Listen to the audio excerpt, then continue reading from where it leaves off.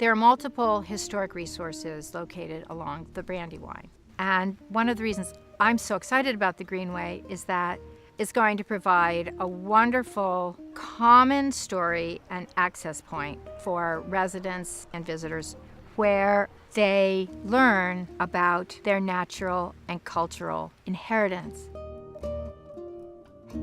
The Brandywine Creek was a remarkable creek. Even though it's small, it's a very fast-moving creek, and at its height, it powered 130 mills. There was flour milling, timber milling, and then the iron furnace was established. It was the industry that built the country. Also, this creek brought General Washington here in September 11th, 1777. The Battle of Brandywine took place on the banks of the Brandywine. George Washington was defending the gateway to Philadelphia. When we look at the historical resources, we find that a lot of them are in the valleys and the creeks because that's where historically people settled. You wanted to be close to the water, and the Brandywine Creek certainly is one of those significant waterways. There are a lot of historic structures and historic lands that really are valuable to preserve because it helps us to maintain a sense of place. It's actually been codified through the National Historic Preservation Act of 1966 that our places of unique importance to our history are absolutely critical to our national health.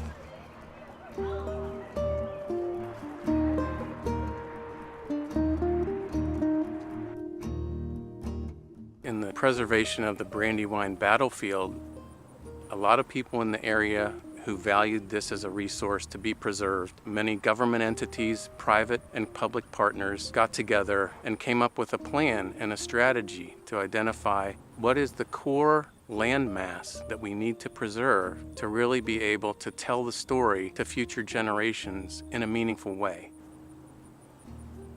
As a rule of thumb, the best way to stretch your dollars is through conservation easements. And it really starts with a landowner who has an appreciation for what they have and wants to work with us to preserve it. For the easement, the people who own the land still keep owning it, and they have many of the rights that come with ownership. They just aren't allowed to do future development. And you can tailor the specific terms of the easement to the landowner. But what the easement does do is it preserves the general feeling and the public benefits. It's invaluable to have these real-life examples where you can touch them, you can feel them, you can be surrounded by them. With all the growth that's going on here in southeastern Pennsylvania, people place a greater value in those places that help them to stay connected. The preservation and interpretation of our history provides a common bond that informs all of us of where we came from, where we are, and it helps us plan for where we're going.